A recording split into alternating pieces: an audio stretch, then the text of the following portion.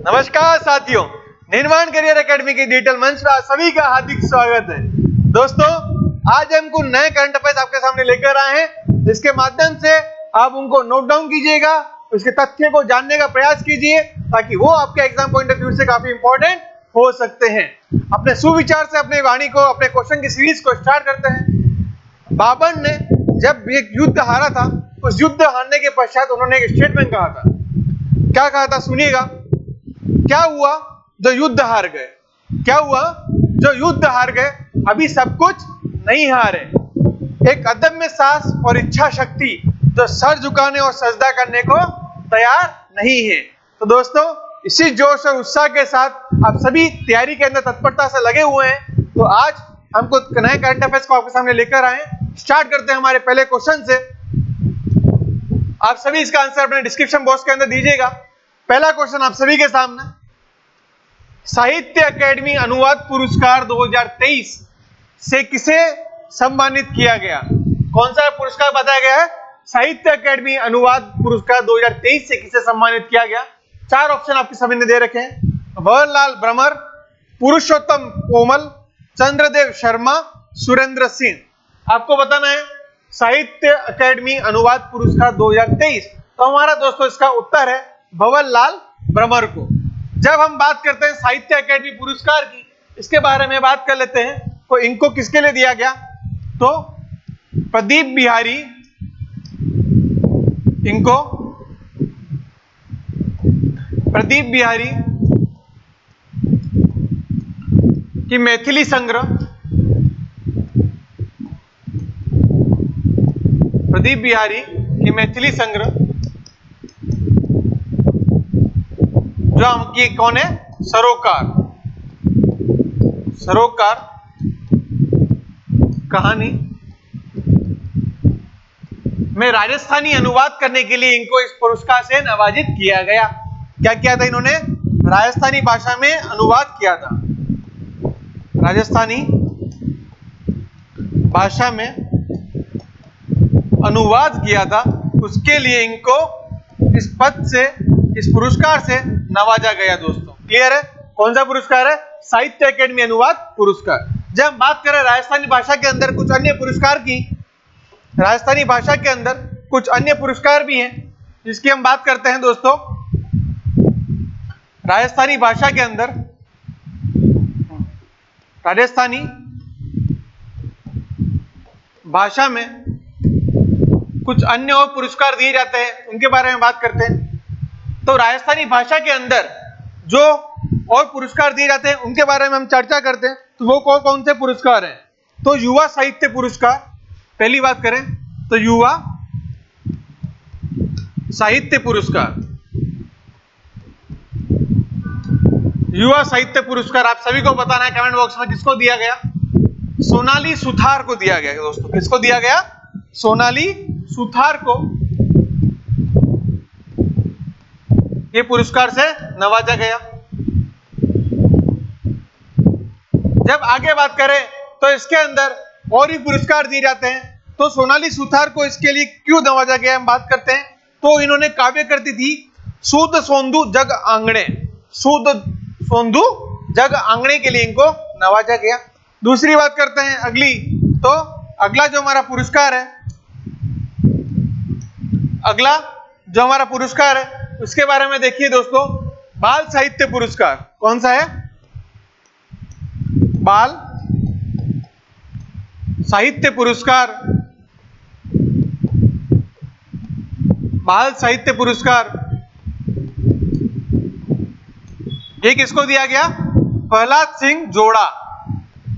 प्रहलाद सिंह जोड़ा किसके लिए दिया है दोस्तों? मारी ढाणी के लिए दिया गया।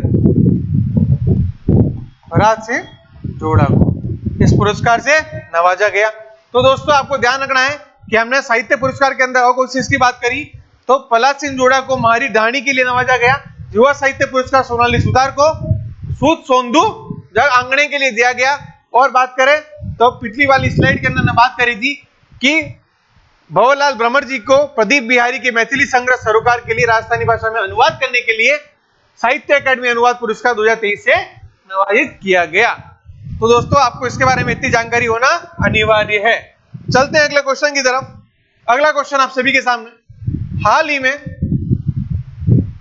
ही में संजय कुमार श्रोत्रिय के सेवानिवृत्त होने के बाद आरपीएससी यानी कि राजस्थान पब्लिक सर्विस कमीशन के कार्यवाहक अध्यक्ष बनाए गए।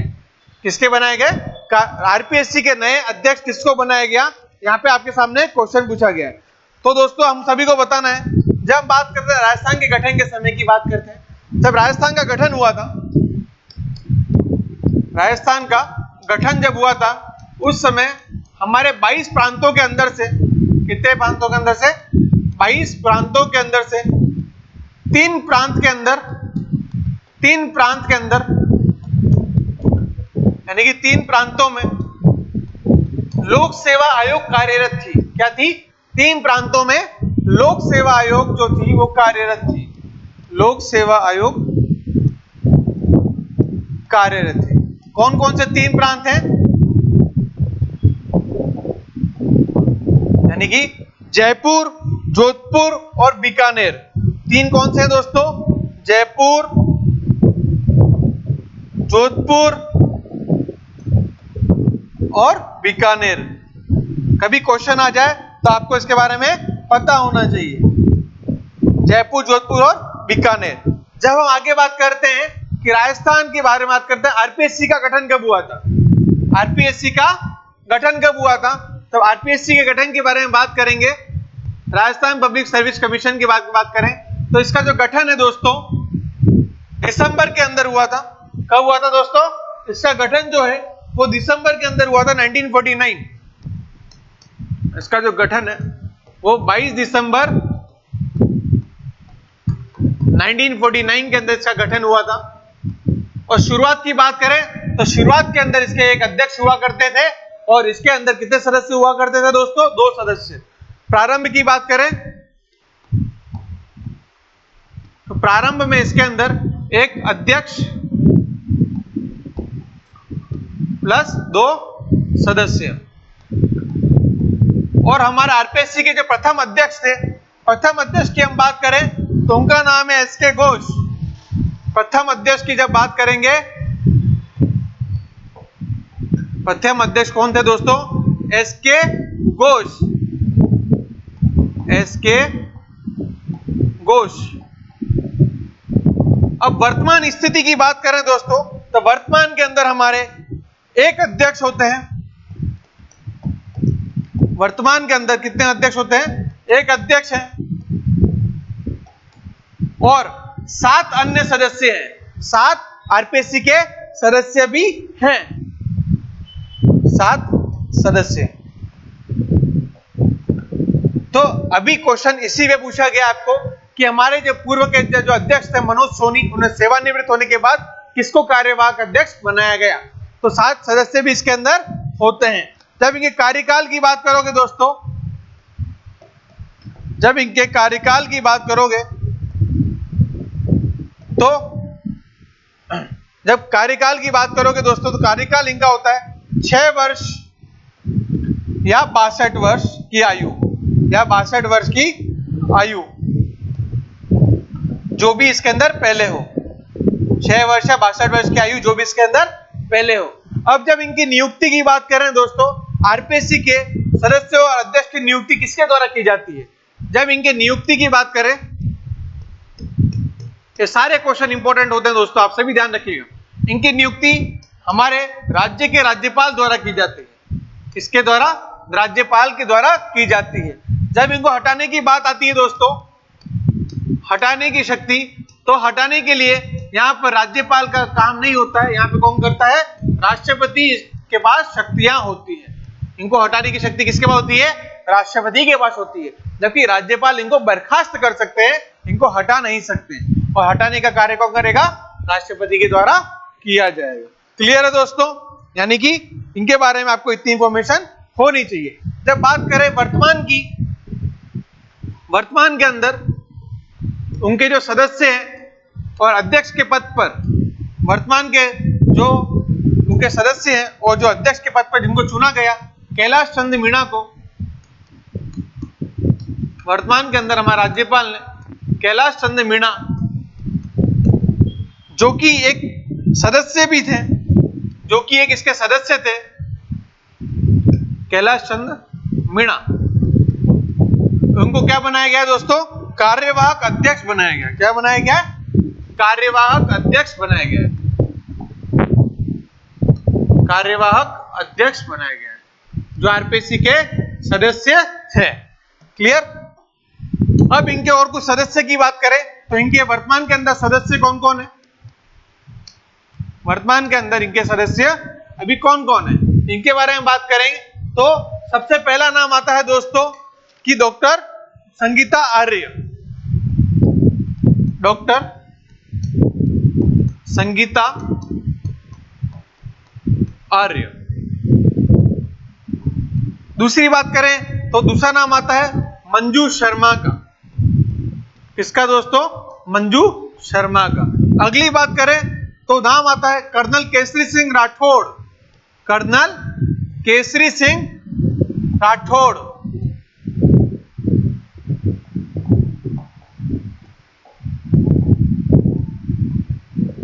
अगली बात करें दोस्तों तो कैलाश चंद्र मीणा। कैलाश चंद्र मीणा। और आखिरी सदस्य की बात करें दोस्तों तो हमारा जो आखिरी सदस्य है, हम जो आरपीसी के अंदर है, प्रोफेसर अयूब खान। प्रोफेसर अयूब खान।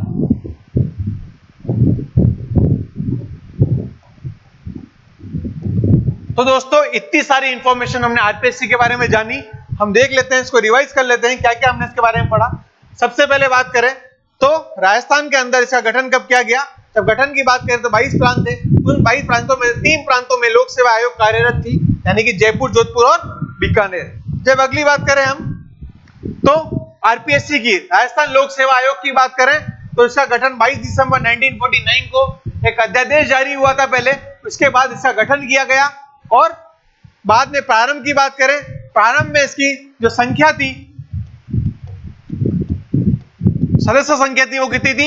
एक अध्यक्ष हुआ करते थे और 2 सदस्य हुआ करते थे। जो प्रथम अध्यक्ष एसके घोष। जब वर्तमान की बात करेंगे तो एक अध्यक्ष है और 7 सदस्य हैं, और इनका कार्यकाल होता है 6 वर्ष या 62 वर्ष की आयु जो भी पहले हो। आगे चलते हैं दोस्तों। इनकी नियुक्ति हमारे राज्यपाल के द्वारा की जाती है और इनको हटाने की शक्ति हमारे राष्ट्रपति के पास निहित है। और बातें करते हैं दोस्तों तो वर्तमान के अंदर कैलाश चंद्र मीणा को कार्यवाहक अध्यक्ष के पद पर नियुक्त किया गया, और इसके अन्य सदस्य डॉक्टर संगीता आर्य, मंजू शर्मा, कर्नल केसरी सिंह राठौड़, कैलाश चंद्र मीणा और प्रोफेसर अयूब खान। तो इतनी सारी बातें आपको इनके बारे में ध्यान रखनी है।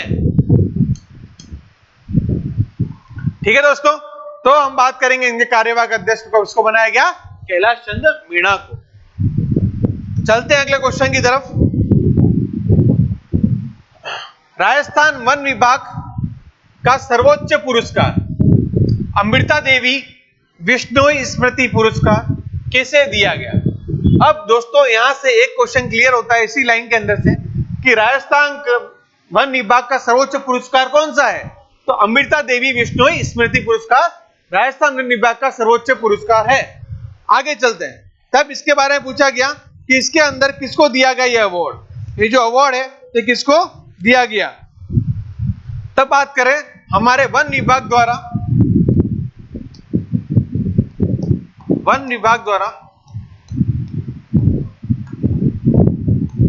75वें जो वन महोत्सव हुआ था, वन विभाग द्वारा जो 75वां राज्य स्तरीय वन महोत्सव, 75वां राज्य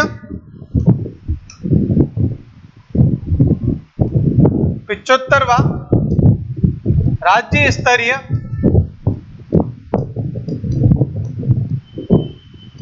वन महोत्सव जो आयोजित हुआ था, कहां पर दोस्तों? डुड्डू के अंदर आयोजित हुआ था। कहां पर हुआ था दोस्तों? डुड्डू के अंदर। आपको जगह ध्यान रखनी है, डुड्डू के अंदर आयोजित हुआ था। वहां पर अमृता देवी विश्नोई पुरस्कार से सम्मानित किया गया। यानी कि हम बात करें हमारा राजस्थान का सर्वोच्च पुरस्कार वन एवं वन्य जीव संरक्षण के माध्यम से बात करें तो राजस्थान का सर्वोच्च पुरस्कार होता है अमृता देवी विश्नोई पुरस्कार। इससे किसको नवाजा गया? तो पवन कुमार जैन को इसके लिए नवाजा गया। किसके लिए नवाजा गया? पवन कुमार जैन को इसके सम्मान से इनको नवाजा गया। अम्बिका देवी बिश्नोई पुरस्कार से बात करें, जब प्रथम पुरस्कार की बात करें दोस्तों, प्रथम बार ये पुरस्कार किसको मिला था? प्रथम बार ये पुरस्कार 1994 के अंदर गंगाराम बिश्नोई को मिला था। प्रथम बार जो अमृता देवी बिश्नोई पुरस्कार है वो किसको नवाजा गया? गंगाराम बिश्नोई, गंगाराम बिश्नोई जी को से नवाजा गया। और कब नवाजा गया? 1994 के अंदर दोस्तों, 1994 के अंदर। जब बात करें पवन कुमार जैन, तो इनको वन विकास की कैटेगरी होती है, उसके माध्यम से नवाजा गया। अम्बिका देवी बिश्नोई पुरस्कार के अंदर भी कैटेगरी होती है, इनके माध्यम से इनको अलग अलग तरीके से नवाजा जाता है। तो वन विकास की कैटेगरी है जिनके अंदर पवन कुमार जैन को अम्बिका देवी बिश्नोई स्मृति पुरस्कार से नवाजा गया। तो दोस्तों आपको इनके बारे में ध्यान रखना है। जब बात करें इनकी इनामी राशि की, तो इनके अंदर इनको इनामी राशि के रूप में अगर कोई व्यक्तिगत है तो 50,000 रुपए, व्यक्तिगत है तो 50,000 रुपए। अगर कोई संस्था है तो इसको 1 लाख रुपए से नवाजा जाता है। अगर संस्था है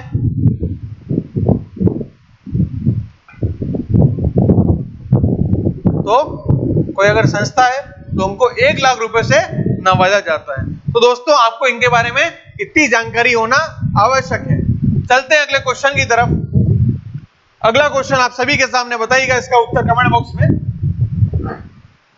देश का पहला शहर कौन सा है जहां 5 तरह की सफारी शुरू होने जा रही है? देश का पहला शहर कौन सा है जहां 5 तरह की सफारी शुरू होने जा रही है? 4 ऑप्शन आप सभी के सामने दे रखे हैं।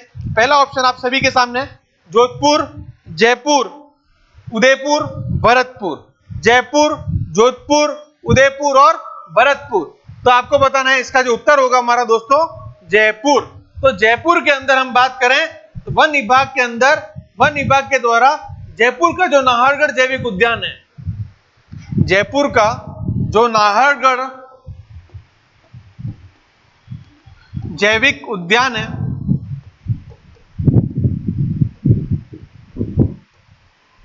तो जयपुर का जो नाहरगढ़ जैविक उद्यान है उसके अंदर टाइगर सफारी शुरू की गई। क्या शुरू की? टाइगर सफारी शुरू की गई। टाइगर सफारी को शुरू किया गया, यानी कि वन विभाग द्वारा इसका नाहरगढ़ जो जैविक उद्यान है जयपुर के अंदर, वहां पर टाइगर सफारी शुरू की गई।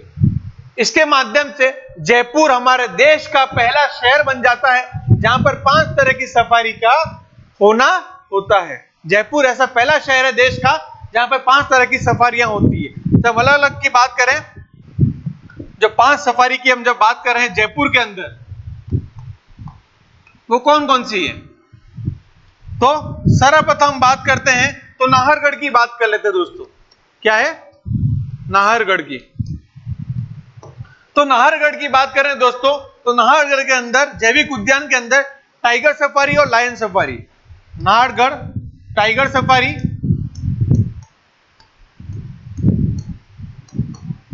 और दूसरा है दोस्तों हमारा नाहरगढ़ के अंदर भी लायन सफारी,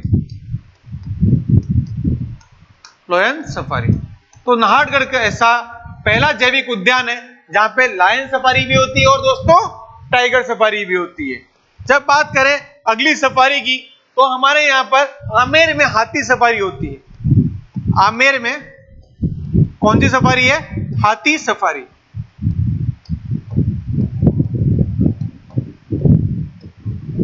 जब अगली बात करें, चौथे की बात करते हैं दोस्तों, तो 4th नंबर पे हमारा आता है जालाना में लेपर्ड सफारी। जालाना तो जैविक उद्यान है, इसके अंदर कौन सी होती है? Leopard safari. 5वें की बात करें दोस्तों तो 5वां के अंदर हमारा आता है यहां पर कौन सा? आमागढ़ में लेपर्ड सफारी। आमागढ़, इसके अंदर भी कौन सी होती है दोस्तों? Leopard safari. तो ये जयपुर के अंदर ही सभी लोकेशन स्थापित है, सभी स्थान जयपुर के अंदर होते हैं। तो राजस्थान के अंदर नहीं परंतु पूरे देश के अंदर जयपुर ही ऐसा पहला शहर बन चुका है जहां पर 5 तरह की सफारियां यहां पर की जा सकेगी। और नाहरगढ़ जैविक उद्यान की बात करें तो देश का राज्य का पहला जैविक उद्यान है जहां पर टाइगर सफारी और लायन सफारी दोनों साथ में की जा सकेगी। तो 5 तरह की सफारी आपको बारे में पता होना चाहिए। सभी की लोकेशन कहां पर स्थापित है, जयपुर के अंदर है और जयपुर देश का पहला शहर बन चुका है जहां 5 तरह की सफारी हो सकती है। क्लियर दोस्तों? तो क्या उत्तर है हमारा? जयपुर। या 5 तरह की सफारी की जा सकेगी, कौन सा है? जयपुर के अंदर। अगला क्वेश्चन आप सभी के सामने, लाभार्थी संवाद कार्यक्रम राजस्थान के किस जिले में शुरू किया गया? लाभार्थी संवाद कार्यक्रम राजस्थान के किस जिले में शुरू किया गया? आपके सामने 4 ऑप्शन दे रखे हैं, आपको बताना है कि कहां पे शुरू किया गया। सीकर, झुंझुनू, चूरू, अलवर। सीकर, झुंझुनू, चूरू, अलवर। कौन सा कार्यक्रम है दोस्तों? लाभार्थी संवाद कार्यक्रम। तो हम बात करें झुंझुनू के अंदर लाभार्थी संवाद कार्यक्रम का जो शुरुआत है हमारे प्रदेश के मुख्यमंत्री द्वारा की गई थी। और इसके अंदर दोस्तों जब बात करते हैं सामाजिक सुरक्षा पेंशन, किसकी बात करें? सामाजिक सुरक्षा पेंशन की बात करें, आपको ध्यान होगा इसके अंदर वृद्धजन को पेंशन दी जाती है, तो सिलिकोसिस से पीड़ित है उनको पेंशन दी जाती है, अनेक जो लोग हैं उनको यहाँ पे पेंशन दी जाती है। तो हम बात करें इसके माध्यम से मुख्यमंत्री जी ने 38 लाख से अधिक पेंशन जो कार हैं उनके खाते में पैसे पहुंचाने का कार्य किया है। और हम बात करें इसके अंदर जो हमारे लाभार्थी हैं, मुख्यमंत्री वृद्धजन सम्मान पेंशन योजना, इसके अंदर अलग अलग योजना आती है। पहला बात करें मुख्यमंत्री वृद्धजन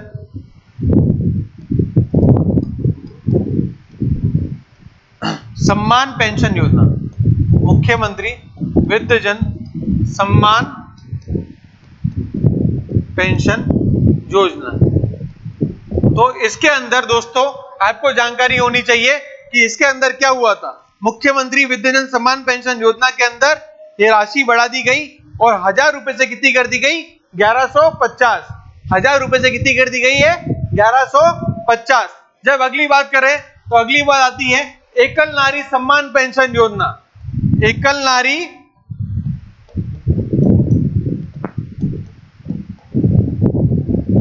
सम्मान पेंशन योजना।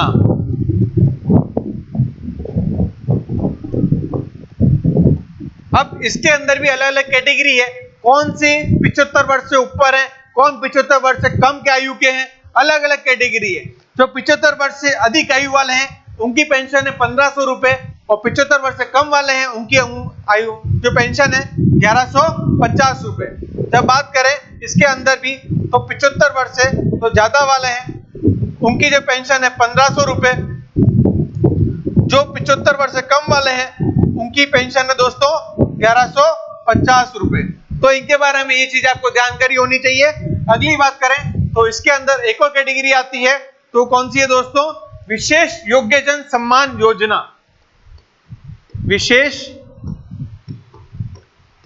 योग्यजन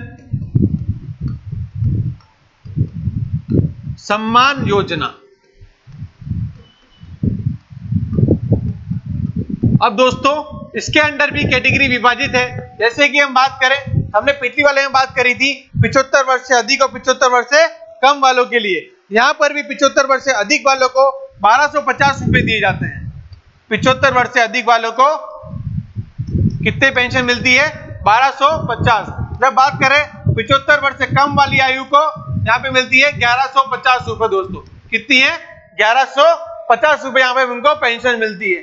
जब आगे बात करें तो कुष्ठ रोग पीड़ित जो लाभार्थी है उनको 2500 रुपए, सिलिकोसिस पीड़ित लाभार्थी जो है हमारे यहाँ पर उनको मिलती है 1500 रुपए। सिलिकोसिस की बात करें, ये एक बीमारी है। सिलिकोसिस पीड़ित जो लाभार्थी हैं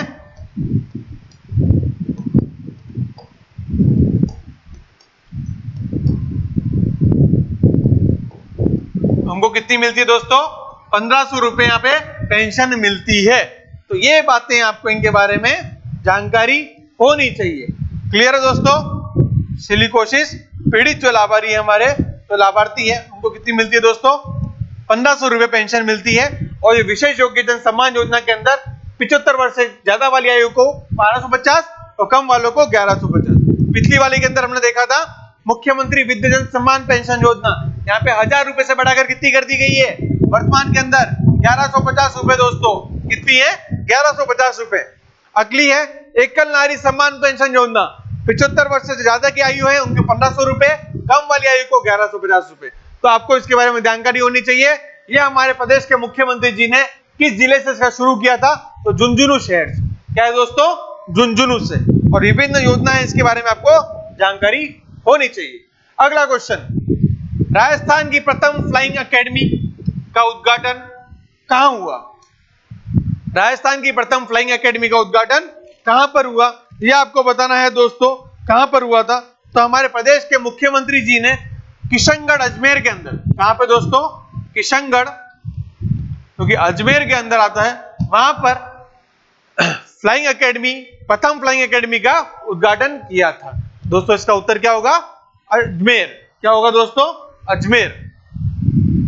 अगला क्वेश्चन, राजस्थान के सकल घरेलू उत्पाद यानी कि जीएसडीपी क्या बोलते हैं? ग्रॉस स्टेट डोमेस्टिक प्रोडक्ट, इसके अंदर पर्यटन की कितनी प्रतिशत हिस्सेदारी है? इसके अंदर पर्यटन की कितनी प्रतिशत हिस्सेदारी है? आपको बताना है दोस्तों। 5.50%, 5.65%, 6% और 6.65%। जब बात करते हैं राज्य सकल घरेलू उत्पाद जीएसडीपी की, तो इसके अंदर पर्यटन की जो हिस्सेदारी है वो है 5.65%। यानी कि हमारे राजस्थान के अंदर बात करें, विकास की गति को और बढ़ाने के लिए अनेक योजनाएं क्रियान्वित हो रही है। जैसे बात करें पर्यटन विकास कोष की बात करते हैं, उसका गठन किया गया है। किसका दोस्तों? पर्यटन विकास को गति देने के लिए राजस्थान पर्यटन विकास बोर्ड, पर्यटन राजस्थान पर्यटन विकास बोर्ड, यानी कि पर्यटन को और बढ़ावा देने के लिए, इसको गति देने के लिए इसका गठन किया गया है। और बात करें दोस्तों, इसके अंदर कौन सा फंड है, आपको जानकारी होनी चाहिए। कौन सा फंड की बात करें तो Rajasthan tourism infrastructure and capacity building fund. क्या बात कर रहे हैं? राजस्थान टूरिज्म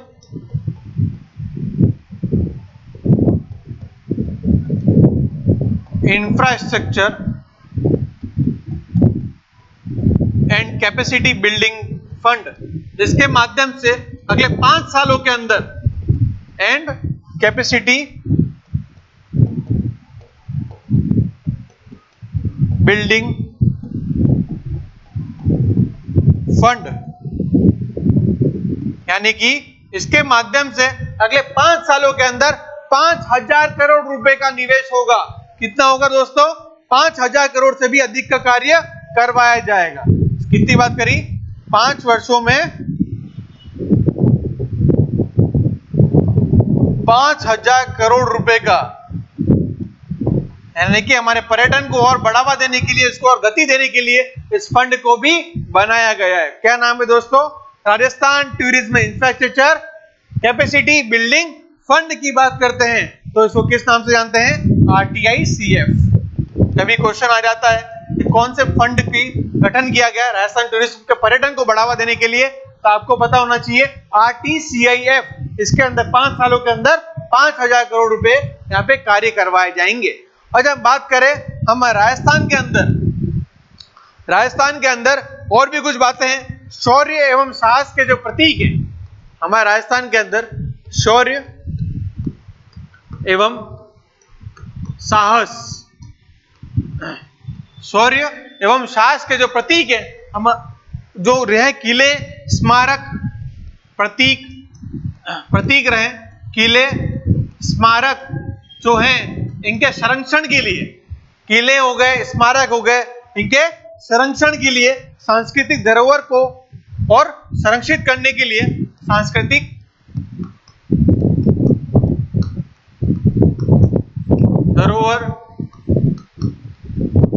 इन सभी को संरक्षित करने के लिए, संरक्षित करने हेतु, इन सभी को संरक्षित करने हेतु हमारे राजस्थान के अंदर राजस्थान विरासत संरक्षण और विकास प्राधिकरण गठित होगा। राजस्थान विकास संरक्षण क्या गठित होगा? राजस्थान विकास संरक्षण, राजस्थान विकास संरक्षण, और साथ ही साथ इसके माध्यम से और विकास प्राधिकरण गठित होगा, और विकास प्राधिकरण गठित होगा, विकास प्राधिकरण गठित होगा। तो दोस्तों पर्यटन की हमने इतनी सारी बातें कर ली हैं, तो आपको इसके बारे में अलग अलग इंफॉर्मेशन डिटेल से बताया गया है, सभी इसको देखिएगा। राजस्थान के अंदर राजस्थान पर्यटन विकास बोर्ड का गठन किया जाएगा हमारे पर्यटन को बढ़ावा देने के लिए, और Rajasthan tourism infrastructure and capacity building fund, इस फंड के अंदर अगले 5 सालों के अंदर 5,000 करोड़ रुपए का कार्य करवाया जाएगा। अगली बात करें दोस्तों, हमारे शौर्य और साहस के जो किले हैं, प्रतीक रहे किले, स्मारक, सांस्कृतिक धरोहर, उनको भी संरक्षित करने हेतु राजस्थान विकास संरक्षण प्राधिकरण, विकास प्राधिकरण बोर्ड का गठन किया जाएगा। तो दोस्तों इतनी सारी बातें हमने इसके बारे में पढ़ ली है, और इसका सकल घरेलू उत्पाद के अंदर 5.65% हिस्सा है। अगला क्वेश्चन, राजस्थान सरकार द्वारा राजस्थानी साहित्य को बढ़ावा देने के लिए किस उत्सव का आयोजन किया जाएगा? राजस्थानी साहित्य को बढ़ावा देने के लिए किस उत्सव का आयोजन किया जाएगा? आपके सामने ऑप्शन है, आबानेरी उत्सव, विजयदान देथा साहित्य उत्सव, मोमासर उत्सव, उपयुक्त सभी। आप सभी को इसका उत्तर बताना है कमेंट बॉक्स के अंदर कि इसका उत्तर क्या होगा। राजस्थानी सरकार द्वारा राजस्थानी साहित्य को बढ़ावा देने के लिए किस उत्सव का आयोजन किया जाएगा? तो दोस्तों हमारा इसका उत्तर होगा विजयदान देथा साहित्य उत्सव। चलते अगले क्वेश्चन की तरफ।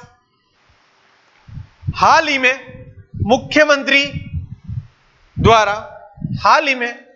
मुख्यमंत्री जी द्वारा भजनलाल शर्मा द्वारा किस जिले से मुख्यमंत्री किसान सम्मान निधि का शुभारंभ किया गया है? किसकी बात कर रहा है?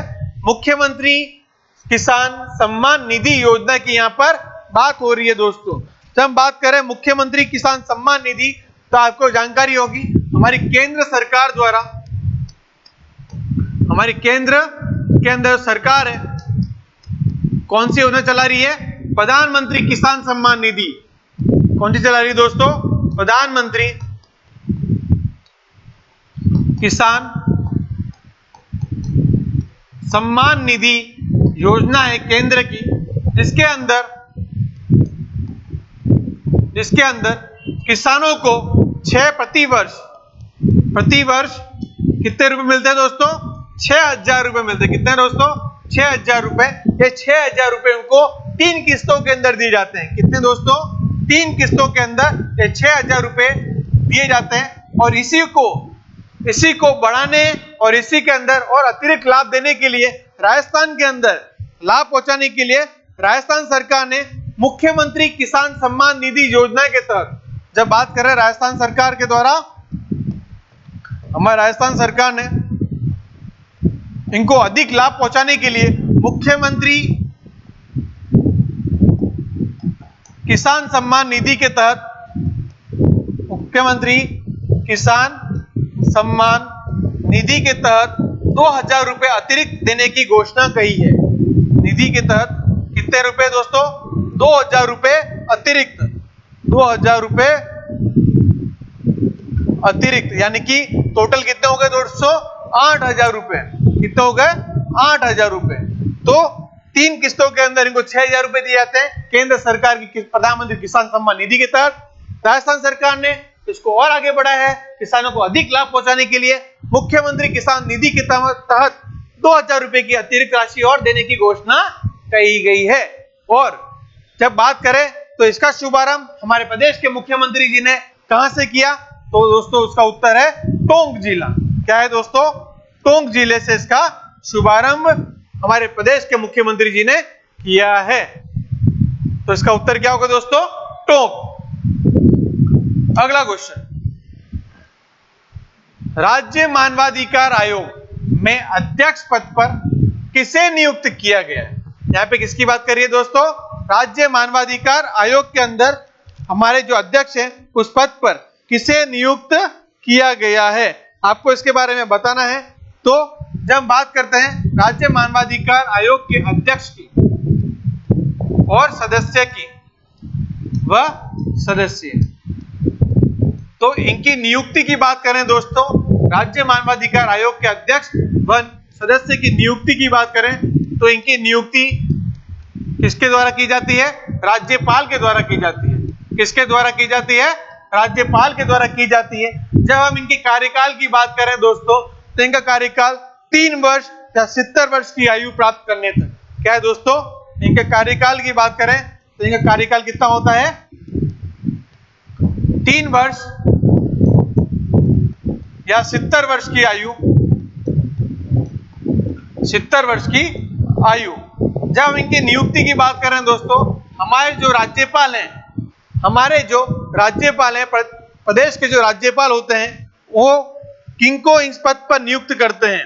यानी कि जब नियुक्ति की बात करें तो अध्यक्ष पद पर पूर्व मुख्य न्यायाधीश को, क्या पूर्व मुख्य न्यायाधीश को यहाँ पर नियुक्त किया गया है, को यहाँ पर नियुक्त किया जा सकता है। यानी कि इनके जो मानवाधिकार आयोग है उसके अध्यक्ष की बात करें तो पूर्व के अंदर जो मुख्य न्यायाधीश रहे हुए उनको इस पद के ऊपर नियुक्त किया जा सकता है। क्लियर है? और जब आगे बात करें दोस्तों, वर्तमान के अंदर इनकी संख्या कितनी है? सदस्य संख्या की बात करें तो एक तो होते हैं अध्यक्ष और 2 होते हैं इनके अंदर सदस्य, 2 होते हैं इसके अंदर सदस्य। क्लियर है दोस्तों?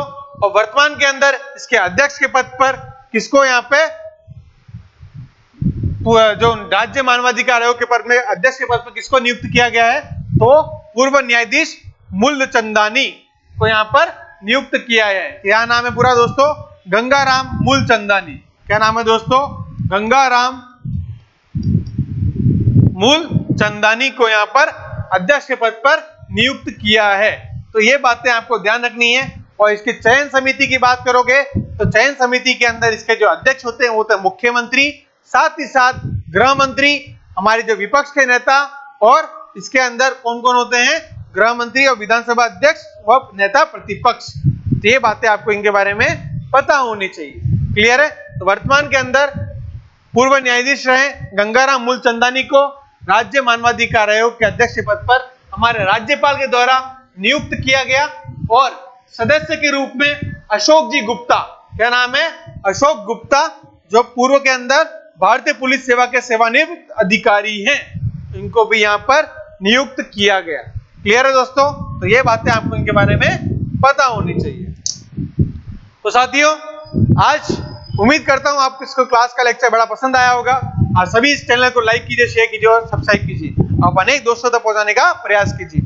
आप सभी का बने रहने के लिए बहुत बहुत धन्यवाद। जल्दी मिलेंगे कुछ नए करंट अफेयर्स के साथ। Thank you.